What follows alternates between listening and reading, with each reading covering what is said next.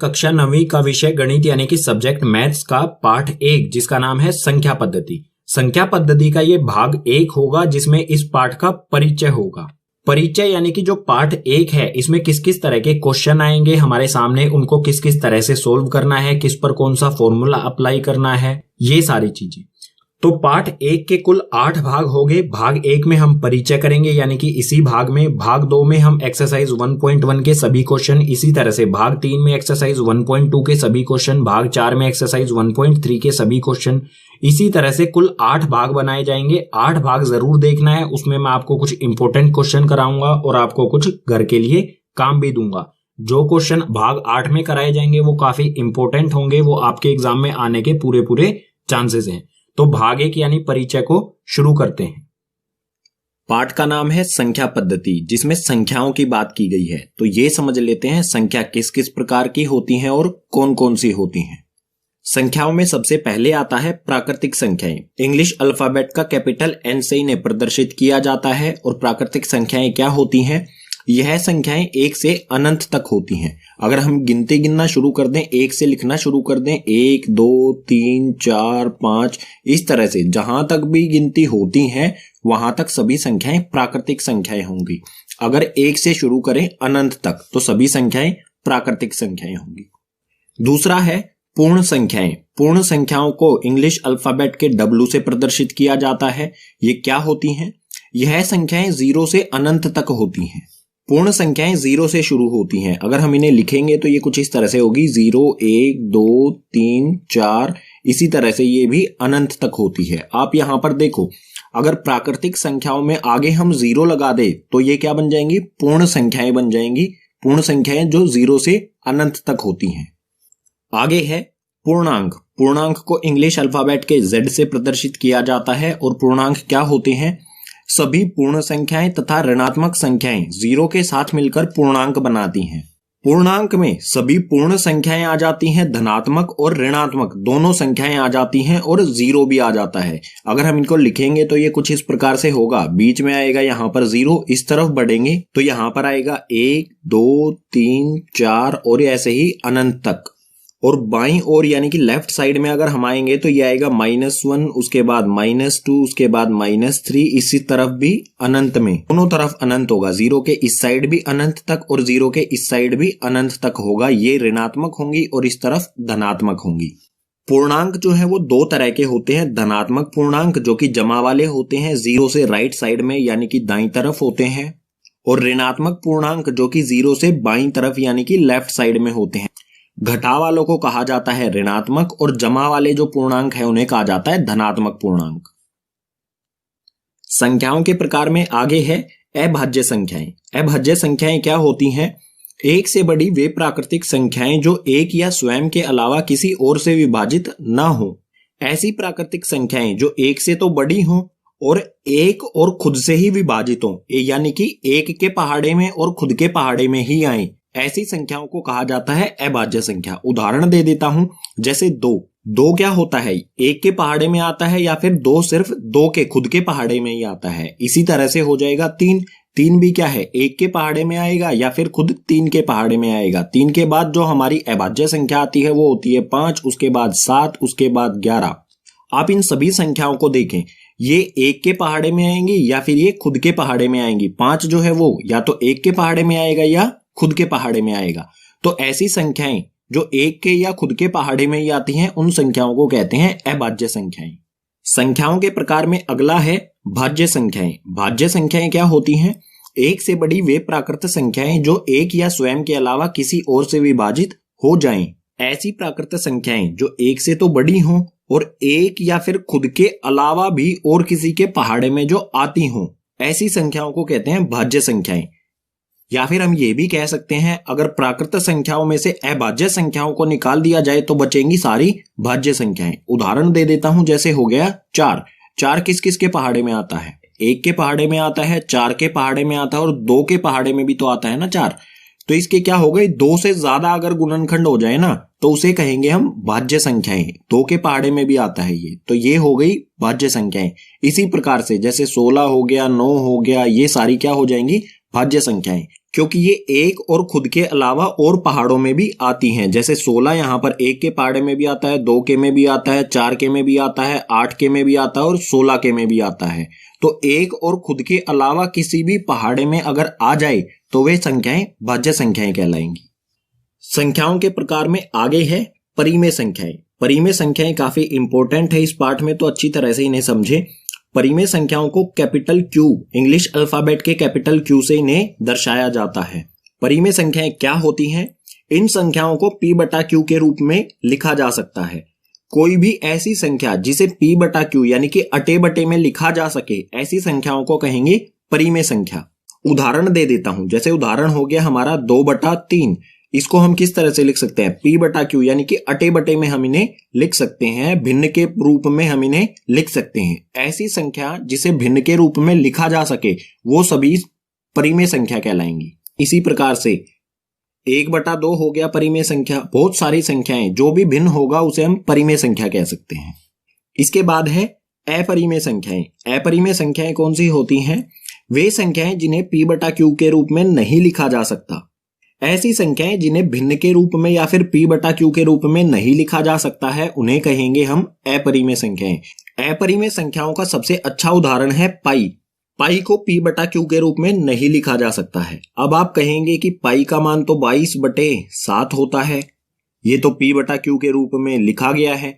लेकिन आपको पता होना चाहिए कि पाई का एग्जैक्ट मान जो है वो 22/7 नहीं होता, ये लगभग मान होता है। ठीक है, तो ये पाई का मान एग्जैक्ट नहीं होता, हम सिर्फ मानते हैं इतना। पाई का मान जो है उसे हम p बटा क्यू के रूप में नहीं लिख सकते हैं। पाई एक अपरिमेय संख्या है। इसी प्रकार से √2 हो जाए, √3 हो जाए, ये संख्याएं भी क्या होंगी? अपरिमेय संख्याएं होंगी, क्योंकि इन्हें p बटा क्यू या फिर भिन्न के रूप में नहीं लिखा जा सकता है। संख्याओं के प्रकार में लास्ट है वास्तविक संख्याएं। वास्तविक संख्याओं को इंग्लिश अल्फाबेट R से दर्शाया जाता है और ये क्या होती हैं? सभी संख्याओं का संग्रह।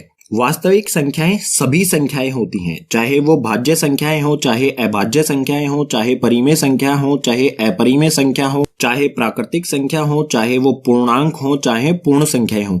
सभी संख्याओं को अगर इकट्ठा कर दिया जाए या फिर सभी संख्याओं को हम कह सकते हैं वास्तविक संख्याएं। संख्याओं के प्रकार समझने के बाद आगे आता है पाठ में वास्तविक संख्याएं और उनके दशमलव प्रसार। जो भी हमारी वास्तविक संख्याएं होती हैं उनके दशमलव प्रसार किस प्रकार से होते हैं? जैसे हमें दिया गया है √2 या फिर हमें दिया गया है 1/2 या फिर हमें दिया गया है पाई। अगर हमें इनका दशमलव प्रसार निकालना हो, दशमलव प्रसार निकालने का मतलब क्या होगा? जैसे 1/2 है तो इसे हम रखेंगे अंदर, 1 को ऊपर वाली संख्या को रखते हैं हम हमेशा अंदर और नीचे वाली संख्या से किया जाता है भाग। अगर हम इसे भाग करें तो दशमलव प्रसार यानी कि जो उत्तर आएगा हमारा वो किस प्रकार से होगा? तो दशमलव प्रसार 3 तरह का होता है। पहले की बात कर लेते हैं। सबसे पहले पहला होता है दशमलव प्रसार शांत। शांत में क्या होता है? इस स्थिति में शेष 0 हो जाता है।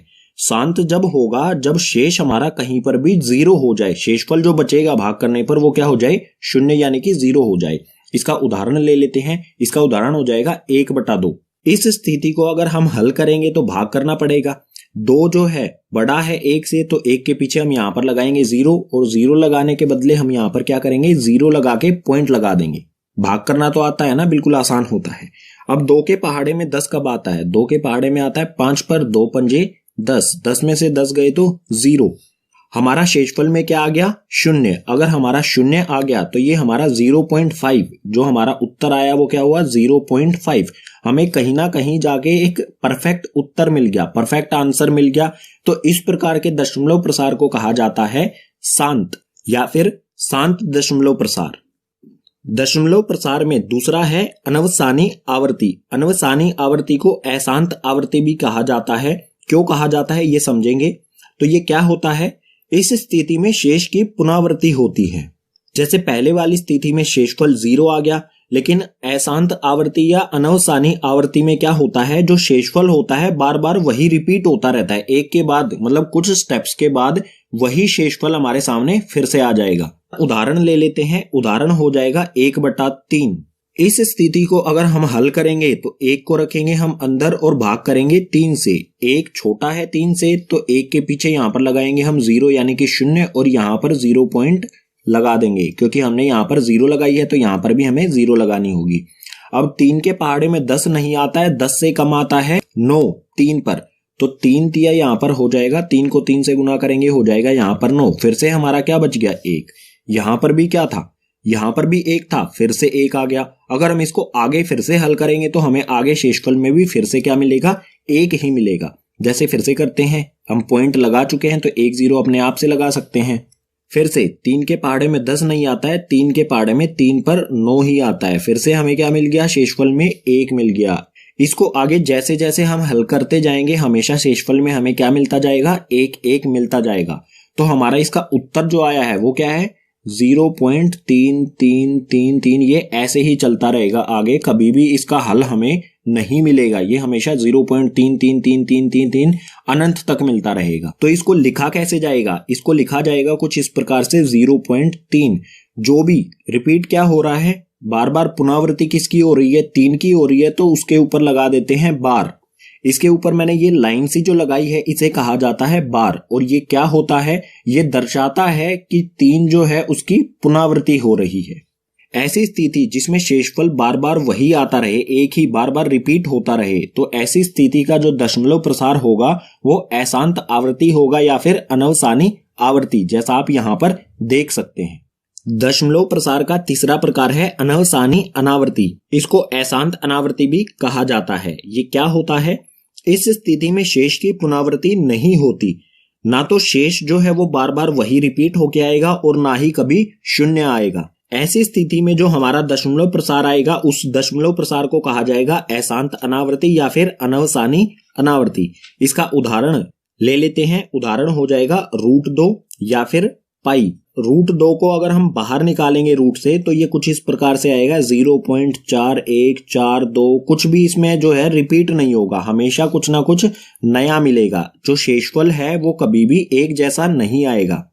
ये इस प्रकार से चलता जाएगा, इसमें कभी भी ऐसी स्थिति नहीं आएगी जैसी इसमें आई है कि 3 जो है वो बार बार रिपीट होगा जिसके ऊपर हम बार लगा सकते हैं। तो इस प्रकार के दशमलव प्रसार को कहेंगे हम अशांत अनावृत्ति। दशमलव प्रसार के बाद समझ लेते हैं घातांक नियम। घात क्या होती है, जैसे ये 2 है, 2 के ऊपर यहां पर हमने 3 लिखा है, ये जो 3 है ये इसकी पावर होती है। इस 3 को ही कहा जाता है घात, जो भी लगी होती है। यहाँ पर 3 जरूरी नहीं है, 4 5 कुछ भी हो सकता था। तो इस घात का अर्थ होता है 2 आपस में ही 3 बार गुना है।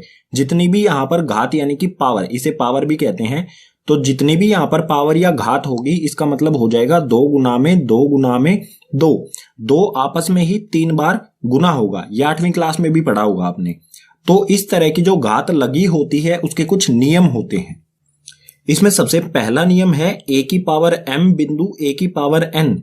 कुछ इस तरह की हमें स्थिति दी गई हो। बिंदु का अर्थ होता है गुना। उदाहरण ले लेते हैं इसका, जैसे यहां पर हो गया 2 की पावर 2 बिंदु 2 की पावर 3। ये किस प्रकार से हो गया, यहाँ पर a दोनों चीजें a हैं, तो यहाँ पर भी हमने 2 2 ले लिया। यहाँ पर m है, यहाँ पर n है। m का मान हो गया 2 और n का मान हो गया 3। तो इस प्रकार की स्थिति में क्या होता है, जब a की पावर m गुना में a की पावर n हो, अगर गुना में होगा a आपस में, तो पावर जो होती हैं, घात जो होती हैं वो जुड़ जाती हैं। तो यहाँ पर क्या होगा, 2 की पावर क्या हो जाएगी, 2 की पावर 2 जमा में 3। यहाँ पर ये दोनों जो पावर हैं या फिर घात हैं ये आपस में जुड़ जाएंगी और हमारा उत्तर आ जाएगा 2 की पावर 5। और 2 की पावर 5 का अर्थ क्या होता है, इसका अर्थ होता है 2 गुना में 2 गुना में 2 गुना में 2 गुना में 2। आपस में ही 2 5 बार गुना हो जाएगा और इसका जो उत्तर आएगा वो हो जाएगा हमारा 2 दूनी 4, 4 दूनी 8, 8 दूनी 16, 16 दूनी 32। उत्तर आ जाएगा हमारा 32। कभी भी इस प्रकार की स्थिति हो जहां पर गुना हो रहे हो तो वहां पर क्या होगा, पावर यानी कि घात आपस में जुड़ जाएगी। अब है दूसरा नियम। दूसरे नियम में हमें यहां पर दिया है ब्रैकेट के अंदर a की घात m यानी कि a की पावर n और उसके बाद ब्रैकेट की पावर दे रखी है n। तो इस स्थिति में क्या होगा, m और n आपस में गुना हो जाएंगे। यहां पर mn दिख रहा है तो ये a की पावर mn यानी कि mn आपस में गुना हो गए। तो इसका भी एक उदाहरण ले लेते हैं। यहां पर है 2 की पावर 3 ब्रैकेट और ब्रैकेट की पावर है 2 की पावर 2।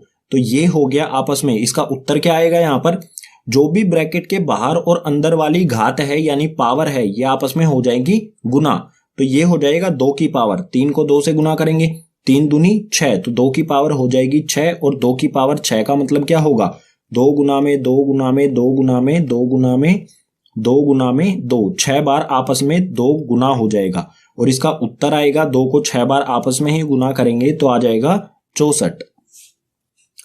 तीसरी स्थिति में a की पावर m बटे में a की पावर n है, यानी कि ये क्या है भाग में है। अगर भाग में होते हैं तो जो घात है वो घटती है, एक घात में से दूसरी घात घट जाएगी। उदाहरण ले लेते हैं, जैसे हमें दिया है 2 की पावर यहाँ पर 4 बटे में 2 की पावर यहाँ पर 2, तो ये क्या हो जाएगा 2 की घात 2 यहाँ पर आ जाएगा कॉमन, और जो घात है ऊपर वाली घात यानी कि m में से नीचे वाली घात माइनस हो जाएगी, घट जाएगी। तो यहाँ पर ऊपर वाली घात है 4, नीचे वाली है 2, तो यहाँ पर 4 में से 2 को घटा देंगे तो उत्तर आएगा हमारा 2 की घात 2। 4 में से 2 घटाने पर ये घात आ जाएगी 2। 2 की घात 2 होती है 2 गुना में 2, यानी कि उत्तर आ गया हमारा 4। घातांक का चौथा नियम हमें यहां पर दिया गया है। यहां पर आप ध्यान से देखें, a की पावर m यानी कि a की घात m और b की घात m, यहां पर घात बिल्कुल बराबर है, दोनों जगह m है, लेकिन यहां पर a और b जो हमारी संख्याएं हैं ये अलग अलग हैं। तो इस स्थिति में क्या होगा, संख्याएं दोनों आपस में गुना हो जाएंगी और जो घात होगी वो कॉमन बाहर आ जाएगी। इसका भी एक उदाहरण ले लेते हैं, जैसे यहां पर है 2 की पावर 2 और गुना में 3 की पावर 2। यहां पर आप देख सकते हैं दोनों घात जो हैं वो 2 यानी कि बराबर हैं, लेकिन संख्याएं 2 और 3 संख्याएं अलग अलग हैं। तो इस स्थिति में 2 और 3 यानी कि संख्याएं जो है वो आपस में गुना हो जाएंगी। तो 2 को 3 से गुना करेंगे, ये हो जाएगा 6, और घात जो होगी वो वैसी की वैसी रहेगी, उसमें कोई बदलाव नहीं आएगा। 2 घात है यहाँ पर तो ये 2 ही रहेगी। 6 की घात 2 का मतलब होगा 6 गुना में 6, और इसका उत्तर आ जाएगा 6 को 6 से गुना करेंगे तो 36। इसी के साथ भाग 1 यानी कि परिचय इस पाठ का हो जाता है समाप्त। जो भी चीजें हमने पीछे पढ़ी हैं इन्हीं का इस्तेमाल करके हमने सभी प्रश्नों को हल करना है। उम्मीद करूंगा सभी विषय आपको समझ आए होंगे। अगर सभी विषय समझ आए हैं तो इस वीडियो को अपने क्लासमेट्स के साथ ज्यादा से ज्यादा शेयर करो। कोई सुझाव देना चाहते हैं तो उसे कमेंट करो, और इसके साथ ही अन्य सभी भागों के लिंक आपको नीचे डिस्क्रिप्शन बॉक्स में दिए गए हैं, उन सबको भी देखना ना भूलें।